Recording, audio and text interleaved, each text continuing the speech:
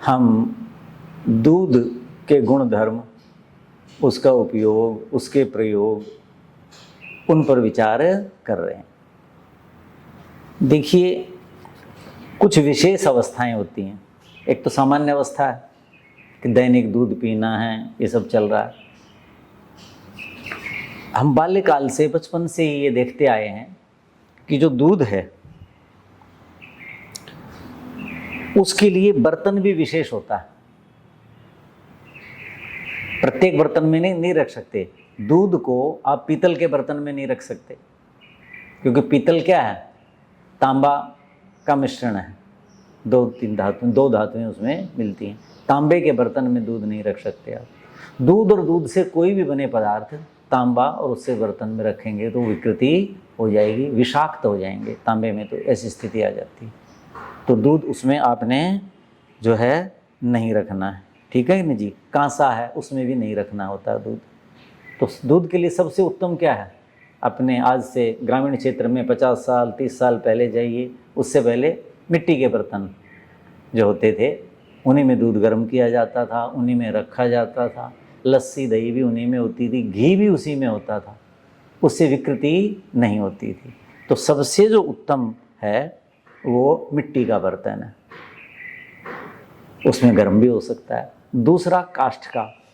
काष्ठ के बर्तन में आप गर्म नहीं कर सकते, लेकिन गर्म होने के बाद उसको रख सकते हैं कुछ समय, या सेवन जब करना होता है, पात्र जिनसे हम भोजन करते हैं, पेय पदार्थ जो हैं, उनके लिए जो बर्तन है उनमें भी हो सकता है। लेकिन काष्ठ में अलग अलग नियम है। कुछ काष्ठ ऐसे होते हैं जिनमें कषाय रस होता है, कटुक रस होता है, तिक्त रस होता है। काष्ठ समझ गए ना, पेड़ की लकड़ियाँ, उनकी जो चीज़ें बनती हैं, बर्तन बनते थे सामान्यतः। करछी आदि तो सामान्य घरों में देखी होंगी आपने, थालियाँ देखी, काफ़ी छोटी छोटी सी होती थी।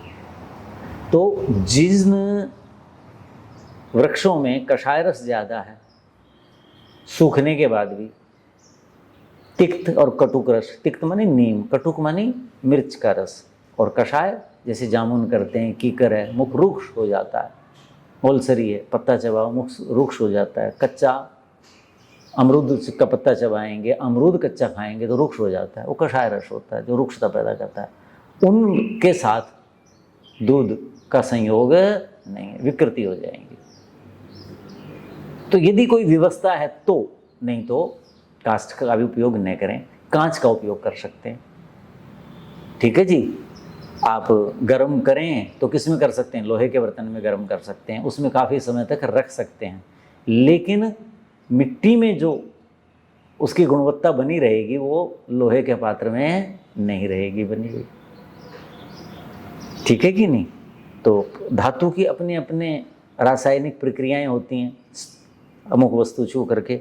या फिर कांच का जो बर्तन है उसमें आप रख दीजिएगा, चीनी मिट्टी जिसे कहते हैं, कांच जिसे कहते हैं। तो जो जितना प्रकृति से निकट है और जिसमें रसायन कम मिला हुआ है, ये गर्म करने के लिए आप मिट्टी और कांच का उपयोग कर सकते हैं। या आपने पीतल आदि का प्रयोग करना है तो पीतल पे कलाई की हुई हो, उसके बाद उसका गर्म करके तुरंत उसमें से निकाल दो, हटा दो, छोड़ना नहीं, ये नियम है। अब पिछले व्याख्यान में मैंने कहा था कि जो दूध है जी, दंडाहत लिखा है, दंड आहत, यानी जैसे मधानी है, मथते हैं दही को तो लस्सी अलग हो जाती है और मक्खन स्निग्ध भाग अलग हो जाता है, मिला रहता है, उसको दंड आहत कहते हैं। दंड मानी डंडे से, आहत मानी प्रताड़ना करना। तो ऐसे ही दूध की प्रताड़ना की जाती है, उससे उसके गुण बढ़ते हैं। किसके? दूध के।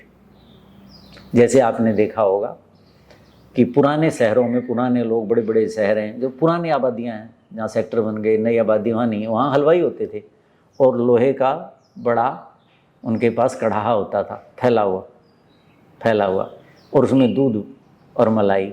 तो लोग शाम को जाते थे, कटोरे में दूध पीते थे और वो मलाई उसमें डालते थे, पीते थे। तो आपने देखा होगा वहाँ ऐसे ऐसे दूध गर्म करते थे ना, उसको फेंटते थे, झाग उठते थे। उसके पीछे ये विज्ञान है। आयुर्वेद में लिखा दंड आहत, जिसको दंडे से आहत किया जाए, प्रताड़ित किया जाए, अर्थात जिसका मंथन किया जाए, वो उसकी बजाय लोग ऐसे जोर से फेंकते थे। तो उससे क्या होगा, दूध के जो घटक हैं, जिन घटकों से दूध बना है, वो एक दूसरे से अलग होते हैं। जैसे दही है, उसके घटक अलग कर दिया आपने, लस्सी अलग हो गई और स्निग्ध भाग अलग हो गया। किससे हुआ? आहत करने से। ऐसे ही अब इस होने से क्या होगा, जिनको दूध कम पचता है, जिनको दूध पचाने में कठिनाई होती है, उनको आसानी से पच जाएगा दूध। क्यों? अब वो सुपाच्य हो गया। अब क्या हो गया? सुपाच्य। हमारे शरीर के अंदर जाकर के पाचक रसों ने उनको क्या करना था? घटकों को तोड़ना था और फिर उनका पाचन करना था। उनमें कुछ यही हो गया। जैसे एक उदाहरण देता हूं, मधुमक्खी है, शहद बनाती है, क्या करती है? संग्रह करती है पराग का, मकरंद का, पुष्पों पे, केसर पे जा करके, और पहले वो उसको अपने मुख में ले जाती है, फिर उसका संग्रह करती है।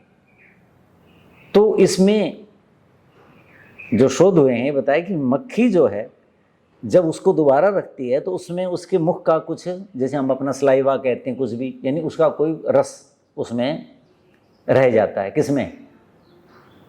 मकरंद में, पराग में, और वो उसमें रखती है। तो वो कहते हैं कि इतना पाचन पहले हो जाता है उस शहद का, जितना पाचन हमारे मुख में होना चाहिए था। जो भी हम खाद्य पदार्थ खाते हैं उसमें ज़्यादातर, सभी तो नहीं, जैसे गेहूं है, गेहूं में एक तत्व तो होता है, उसका कुछ पाचन हमारी जो लाला ग्रंथि है, उसे लार जो निकलती है, जिसे सलाइवा कहते हैं, उससे होता है। ऐसे ही शहद, तो शहद कहते हैं, शहद का उतना पाचन मक्खी पहले कर देती है। कौन? मधुमक्खी। तो ऐसे ही यहां इसी बात को समझें, उदाहरण के रूप में समझाया। तो इसलिए शहद जो है वो अंदर जाकर के जल्दी पचेगा, क्योंकि कुछ काम पहले ही मक्खी ने कर रखा है। यहाँ रोको चाहे मत रोको, सीधा आप ले जाओ, क्योंकि वो काम पहले हो चुका है। तो ऐसे ही दूध है, जिन को कम पचता है और किस घटक से वो पाचक रस से वो टूटना था, अलग अलग होना था, वो दंडाहत होने से वो पहले हो जाता है। तो ये कहा कि दंडाहतम, दंडाहत क्या हो जाता है? लघु, हल्का हो जाता है। गुरु का मतलब क्या होता है? भारी, जिसके पचने में हमारे पाचन संस्थान को समय भी लगता है, शक्ति भी अधिक खर्च करनी पड़ती है। और लघु का मतलब क्या है? अलग अलग स्थानों पे अलग अलग समय रहेगा, आगे आगे जाता जाएगा, तो कम समय लगेगा। और पाचक रस, पाचक रस क्या है? शरीर की शक्ति है। शरीर की जो शक्ति है, क्षमता है, उसी से तो पाचक रस बन रहे हैं, तो वो कम खर्च होंगे, कम खर्च होंगे, तो इसलिए उसको लघु का, शरीर की शक्ति बचती, इसलिए लघु है। वृष्यम, अब जल्दी पच जाएगा, शरीर का अंग बन जाएगा, तो क्या होगा? वृष्य। वृष्य किसे कहते हैं? जो 7वीं धातु को पुष्ट करता है।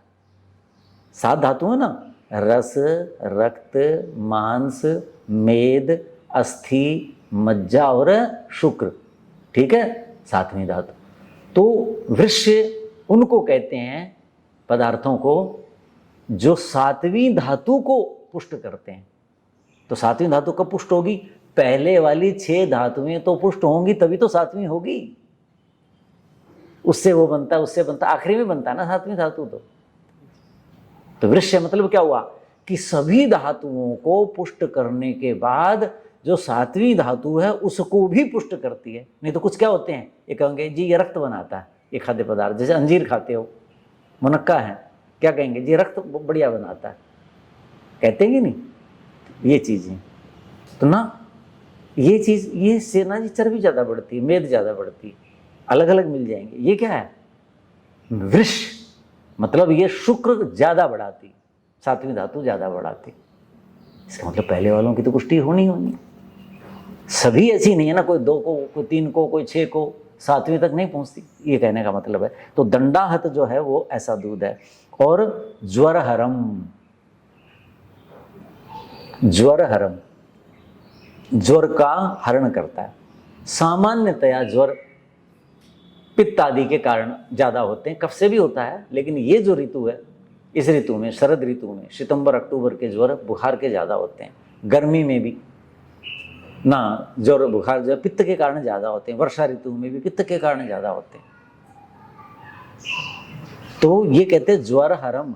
ऐसा जो दूध है जल्दी पचेगा। पचेगा तो क्या होगा कि ज्वर कारक जो तत्व हैं, ज्वर किसका? ज्वर स्वयं में कोई रोग नहीं है, शरीर के अंदर कोई विषमता आ गई, विजातीय द्रव आ गए और शरीर उससे अपने आप को सहज अनुभव नहीं कर रहा, तो वो संकेत है, तो उनको ये ठीक करता है।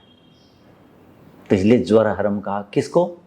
दंडाहतम, दंड से आहत, मथनी से, मधानी से, जिसको मथ दिया गया हो, ठीक है। नहीं तो ऐसे जैसे हलवाई जोर जोर से लोहे के चौड़े मुंह वाले बर्तन होते थे, ऐसे ताकि वो गिरे ना, लोगों को वैसे देखने में अच्छा लगता, भाई इतनी दूर से डाल रहा हूँ, वहीं गिर रहा है, उनको खेल सा लगता था। और वो भी इसलिए करते थे ताकि लोग आकर्षित होकर के आए। उसके पीछे विज्ञान ये है। तो ये चीज है। त्रिदोष हरम, तीनों दोषों का देखो। अब जोर हरम क्यों हुआ? त्रिदोष हरम, वात पित्त कफ, ये सम अवस्था में होते हैं तो धातु कहलाते हैं, शरीर को धारण करते हैं। जब ये विषम हो जाते हैं, यानी एक ज़्यादा बढ़ गया या एक कम हो गया, कोई सा भी, कई बार दो भी हो जाते हैं, तो वो विषम अवस्था। ये कहते हैं तीनों दोषों को हरता है। वात पित्त और कफ की जो विषमता है उसको ये ठीक करता है। और वात पित्त ठीक है तो स्वस्थ शरीर हो जाता है, तभी तो धातु कहलाती है वात पित्त कफ। और जब विकृत हो जाती हैं तो इनको दोष कहते हैं, वात दोष, कफ दोष, पित्त दोष। तो कहते हैं ये तीनों प्रकार के दोषों को दूर करता है। ये इसका उचित उपयोग है। और आपने देखा होगा सामान्यतया इस समय लोग श्वेत सार ज़्यादा खाते हैं। श्वेत सार ज़्यादा खाते हैं। श्वेत सार क्या? श्वेत है सार जिसका, जैसे मैदा ज़्यादा खाते हैं, आटे की बजाय, दलिए की बजाय, चीनी, आलू, अरबी, श्वेत सार, समझ गए? यानी जैसे मिठाइयाँ हैं, बर्फ़ी आदि, ये वो चीज़ें, तो ये श्वेत सार कहलाती हैं। इनके खाने से और विदाही अन्नपान करने से, जिसमें मिर्च मसाले हैं, देर तक बैठना है, लंबी यात्राएं करनी है, तनाव में रहना है और समय पर भोजन आदि नहीं करना, विश्राम नहीं करना, उससे आजकल लोगों में कोष्ठबद्धता का रोग बहुत हो गया है। क्या हो गया है? कोष्ठबद्धता, कब्ज का रोग बहुत ज़्यादा। 10 में से 9 व्यक्ति ऐसे होंगे जिनको कब्ज का रोग, और उसके बाद कब्ज क्या करती है? अर्श, पाइल्स जिसे कहते हैं, बवासीर, उसमें बदल जाता है। सारे ज़्यादातर रोगों का मूल कारण कब्ज है, अड्डा है। मान लीजिए जैसे बदमाश लोग होते थे ना, उनके अड्डे होते थे, उससे सारे जुआ, फलाना, नशा, ये वो अपराध, ऐसे कब्ज सब का अड्डा है, उससे ये रोग बढ़ते हैं। तो कब्ज का कारण क्या है? मैंने बताया कितनी चीज़ें ये हैं। ऋतु के अनुसार दिनचर्या नहीं है, जो भी तनाव भी है और खान पान भी है, ये सारी चीज़ें। तो ये दूध क्या करता है? बोलो, मृदु रेचक है। क्या है? मृदु रेचक। रेचक किसे कहते हैं? बाहर फेंकना। जैसे उल्टी आती है वो भी रेचक, जैसे प्राणायाम में होता है ना, कुंभक, पूरक और रेचक। रेचक प्राणायाम कौन सा कहलाता है? जो बाहर फेंकते हैं हम, जिसमें प्राण को। तो ऐसे ही कोष्ठ के माध्यम से, कोष्ठ जो हमारी है, बड़ी आंत है, समझ गए? जब अपशिष्ट को, मल को, विकृत चीज़ों को बाहर फेंकती है, ठीक है कि नहीं, तो वो रेचक पदार्थ कहलाता है। जैसे हरड़ है, वो रेचक है कि वो क्या करती है? अपशिष्ट वगैरह को जल्दी से बाहर फेंकती है, यानी आंतों की सक्रियता बढ़ाती। जैसे मैंने अब अंजीर बताया, अंजीर भी यही कार्य करता है, लेकिन अंजीर में और बहुत ज़्यादा गुण है। तो ये जो दूध है, जो मैंने चर्चा की थी कि रात्रि को नियमित रूप से लेते हैं, भारत में परंपरा ही है ये। क्यों है? तो उसके पीछे एक तो दिन भर की थकान, विदाही अन्नपान, शरीर की धातु गृहस्थ की खर्च हो जाती, इसलिए एक ये भी कारण है। कौन सा? कोष्ठबद्धता, कि रात्रि को भोजन के 1 घंटे के बाद सोने से 1 घंटा पौना घंटा पहले यदि आप दूध लेकर के सोएंगे तो प्रातः काल कोष्ठ शुद्धि में आपको सरलता होगी, आपको कब्ज जल्दी से नहीं होगी। यदि होती है तो उसके लिए क्या है, सर्दी में आप रात को मुनक्का डाल करके और वो दूध मुनक्का के साथ ले लो, या अंजीर है उसको भिगो करके वो खा लो और ऊपर से गुनगुना दूध पी लो, आपको कोष्ठबद्धता नहीं होगी। मृदु रेचक है। कुछ चीज़ें क्या होती हैं, जैसे चूर्ण बने, कंपनियां प्रचार करती हैं, लोगों को ज्ञान नहीं हो, क्या कहेंगे, वो चूर्ण बहुत अच्छा था जी उनका, उन्होंने मुझे दिया, मैं तो 1 पुड़िया खाई और सवेरे मेरा पेट साफ हो गया। वो क्या है, वो चाबुक। जैसे घोड़ा टांगे पे चल रहा है, कमज़ोर हो गया, चलना, चाबुक मारो तो दूर से दौड़ता है, चाबुक से उसको ताकत मिली है क्या? चाबुक से नहीं दौड़ा, वो दर्द से दौड़ा। तो ये जो जितने भी कब्ज के पदार्थ हैं जो दिए जा रहे हैं दवाइयों के रूप में, ये चाबुक हैं हाथों पर। अब घोड़ा जब कमज़ोर हो जाएगा, जब चाबुक का दर्द कम हो जाएगा और चलने का दर्द ज़्यादा हो जाएगा तो बैठ जाएगा। अब 10 चाबुक मारो, क्यों? चाबुक का दर्द कम है उसके लिए, दौड़ने से पैरों में दर्द ज़्यादा है, शरीर में दर्द ज़्यादा है, तो उसके कारण वो दौड़ेगा ही नहीं, वो बैठ जाएगा। चाबुक थोड़ी दौड़ा रही थी, चाबुक दौड़ाती तब भी दौड़ाती उसको, फिर क्यों बैठ गया? आंतों की ये स्थिति हो जाएगी, ये जो और चीजें खा रहे हैं।